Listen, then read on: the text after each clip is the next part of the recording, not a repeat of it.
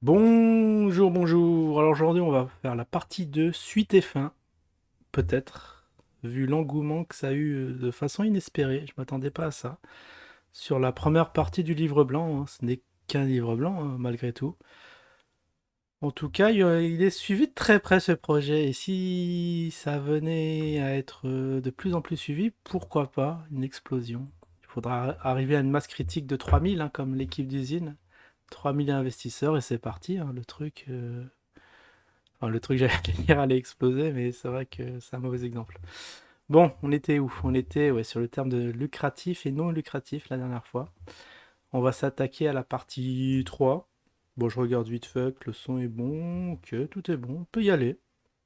Après cette courte introduction, partie 3, mon écosystème et mes tokens, l'ICO. Ah, c'est vrai, on a loupé l'ICO. Quel dommage. On aurait pu l'avoir à prix pas cher. Alors, l'ICO du projet est déjà en cours. Ah, ça doit être. Mais il faut donner des dates, parce que là, on croit à lire cela que l'ICO c'est bon, quoi. Attends, je vais le mettre en plus grand. Que on dirait qu'on peut toujours intervenir sur le projet, on peut toujours participer à l'ICO, mais c'est terminé. Oui, déjà une date pour se rendre compte, dire voilà, ça commence à telle date et ça finit à telle date. Comme ça, on sait si on est dans les clous ou pas. Les différentes étapes se font en pourcentage. Alors déjà une petite photo, est-ce qu'elle est pertinente? Il y a des téléphones portables, 1, 2, 3, 4, 5, 6, 7, 8. Bah, bien évidemment, le chiffre 8 partout présent de façon subliminale. 10%, t'aurais pu faire un petit effort. 8%, ça aurait été bien ça, pour rester cohérent. Actuellement, le progrès est à 10% de sa capacité, environ. Ouais, bon. J'allais dire, on va pas revenir sur les typos. Remarque spirituelle. Le petit œil. C'est bien joué, hein. Beaucoup d'humour dans le livre blanc, ça manque un peu. Les étapes se font de haut en bas, en scannant. Ah, qu'est-ce que c'est que ça? En scannant, vous trouverez une preuve spirituelle. Le projet LUT utilise la blockchain Wave Exchange de différents sites pour obtenir des fonds. Alors déjà, oui, bon, ça, on a vu que c'était pas très malin de mettre des anti-slash, des slash dans tous les sens. Pour le référencement, c'est vraiment pas bon. Je me demande comment la plateforme a pu autoriser ça. Parce que sinon, il y en aurait plein qui seraient engouffrés dans la faille. D'un côté, c'est original, je sais pas, je suis partagé. Vous trouverez le site avec l'aide des QR codes ci-dessous. Ah d'accord, vous scannez ce QR code. Tiens, est-ce que je peux le faire? Je scanne ce QR code et on tombe sur le site.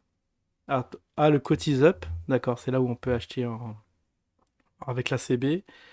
Le Web Exchange. Bon, l'exchange, de façon classique, vous pouvez acheter et vendre sur les marchés.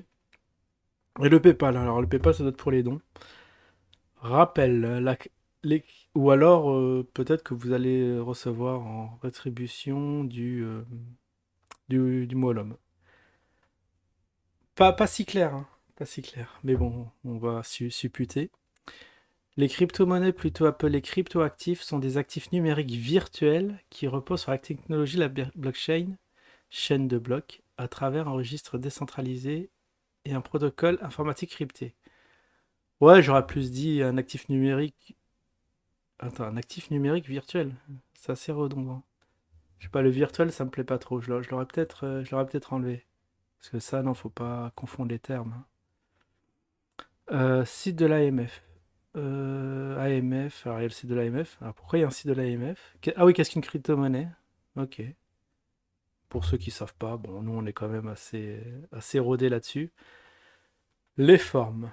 Les premiers, la première crypto-monnaie commercialisée du projet LUT est le Molom. Ah oui, c'est vrai qu'après ils vont en avoir d'autres. Ça va être comme la multiplication des pains. Il va avoir lieu de la multiplication des monnaies. Bon, on l'a vu sur le Zine, hein, c'est pareil. Plein de monnaies pour renforcer un écosystème. C'est c'est pas si mal. Alors, le Moellum est une crypto-monnaie particulière. Elle est, sur, elle est sous trois formes différentes. Alors, elle est sous la forme d'un token classique, en attente de validation approuvée de la blockchain Wave Exchange. Là aussi, une petite date, ça n'aura pas été du luxe. Moalom, blockchain russe. Ah d'accord, la Russie. Sponsorisé par la Russie, d'accord. Ça, il ne nous l'avait pas dit, hein. HTTP, Web Exchange, peut-être. Ah oui, parce que Web, ça doit être une plateforme russe. Si, il a dû le dire, maintenant ça me revient. Explication.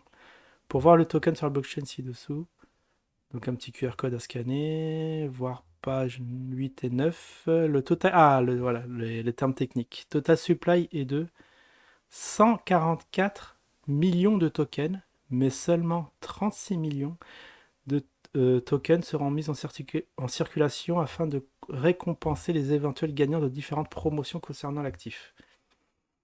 D'accord, donc qui se garde la majorité des supplies? Il y a plus de 100 millions qui vont être détenus par le créateur du projet.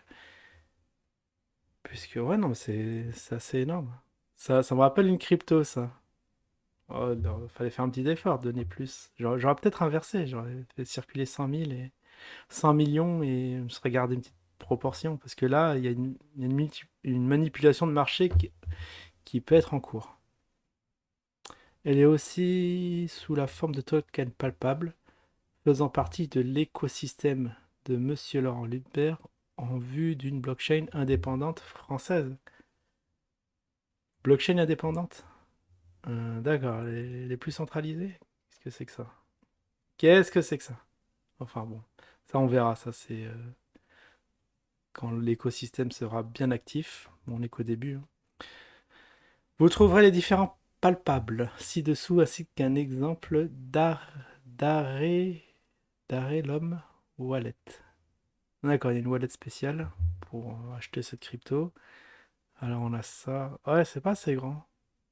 C'est vrai d'un côté, je sais pas. Ouais, quoique. Je me suis dit il faut mettre plus grand, mais après le livre blanc il explose, hein. Donc on a un palpable ici, un deuxième avec le QR code, une palanquée de palpable ici, là aussi du palpable. Bah il y a que du palpable en fait. Oh celui-là il est beau, en jaune comme ça, il me le faut. Chaque client est suivi par un wallet sous forme de QR code. Client. Bon c'est vrai on est des clients d'un côté, on va pas se plaindre. Suivi par un wallet sous forme de QR code. Et emballage appelé le... Alors, QR code et emballage appelé dans le jargon de Monsieur Laurent Ludberg, arrêt Wallum. D'accord, ok. Suivi des traçages numériques des transactions appelées Transac l'homme. Ah d'accord, il a son propre traçage. Ok, moi, je pensais que c'était... Mais est-ce qu'il a sa blockchain? C'est ça que là, j'ai un doute. Est-ce qu'il a créé sa blockchain? Elle est aussi sous la forme de... Bon, pour l'instant, c'est un token, mais je sais pas pourquoi il y a des transactions qui ne sont pas... Parce que normalement, c'est lié à la blockchain utilisée. Donc en l'occurrence, ici, si j'ai bien suivi celle du Wave. Enfin bref, elle est aussi sous la forme de token virtuel faisant partie de l'écosystème de Monsieur Laurent Lutmer en vue d'une blockchain. Ah, ça je l'ai déjà lu. Ce token sera distribué. Oula, en clé USB. Ah, ouais, d'accord, carrément. Moi je fais. Ok, pourquoi pas? Parce que je pense que ça va alourdir la facture. Alors que tu la payes, ou peut-être que tu la payes, mais d'un côté, c'est toi qui. Bah, c'est toi, tu vas payer un truc, un surplus, on dirait. Particularité. Le dossier sera crypté et sécurisé avec un logiciel indépendant. Ah, lequel? Je vois ça bien savoir, parce que c'est pas commun. Et miné sur la capacité maximale de stockage interne du conteneur commandé par l'investisseur. Ah ouais, d'accord. Ah, on va se commander du matos et on va miner à la maison. Exemple de comparaison et compréhension. C'est quoi ça? C'est du... Ah oui, donc une clé USB, ça représente un gros espace de stockage. Une commande de token virtuel sécurisé, plus promotion divers. Album, musique, NFT, etc. Plus logiciel de sécurité. Oh là, mais c'est lourd ça. Elle est aussi sous forme de NFT cotée sur la plateforme dédiée, exemple OpenCO et BlackBerry Swap. Bon, je connais pas. Un Wallom. Ah non, c'est Bakeri Swap. Je sais pas, je connais un OpenSEA. Je sais pas, franchement, c'est balèze, hein. Ce qu'il nous a fait là, c'est assez balèze. Il y a plein de termes que je connais pas, que j'ai jamais vus.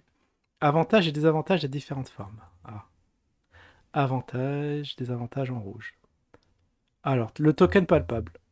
Pas besoin de l'internet. d'Internet. Ouais, mais bon, maintenant, ça s'est un peu démocratisé l'Internet, on peut plus s'en passer. Donc il a mis ça en avantage aussi actif réel dans la main. Bah, j'aurais mis ça dans des avantages parce que maintenant on est, comme on l'avait dit, je crois, dans le zéro papier, dans la numérisation de tous les documents. Il n'y a plus aucun intérêt d'avoir des trucs dans la main, mais bon. Infalsifiable, bah ça c'est le cas, hein. Quand tu es sur la blockchain, tu peux pas trop revenir sur les blocs. Donc tout ça, je pense, c'est déjà assuré par la blockchain. Cryptage, ça aussi, c'est assuré, donc il n'y a pas de valeur ajoutée. Basé sur la confiance du fondateur. Bon, ça dépend de la confiance qu'on a au fondateur ou pas. Mais bon, pourquoi pas. On va dire, on va dire que c'est et sécurisé. Bon, on va s'arrêter là. Est-ce qu'on va continuer? Allez, on va finir vite fait. Le token de la blockchain indépendant de Internet. Des avantages, anonymat, avantages, décentralisé, suivi des transactions, cryptage sécurisé, transparence, infalsifiable et mot de passe oublié. Ah oui, là il parle de la blockchain. Deux gros désavantages, c'est que on est sur Internet, mais c'est fait pour, et mot de passe oublié, bah faites gaffe à vos affaires. Alors, le token virtuel USB ou NFT. Alors, l'avantage, pas besoin d'Internet. Ah bon? C'est décentralisé, suivi des transactions, transparence, infalsifiable, sécurisé, traçage numérique, basé sur la confiance du fondateur. Encore une fois. Ah oui, d'accord. Bon, ok. Bon, je vous laisserai lire ça à tête reposée. Quels sont les avantages, désavantages, les différents méthodes de stockage. Et après, on reprendra peut-être par la suite là-dessus. Différentes étapes pour accéder à la plateforme WebExchange pour ceux qui ça intéresse. Allez, je vous dis à la prochaine. Ciao tout le monde.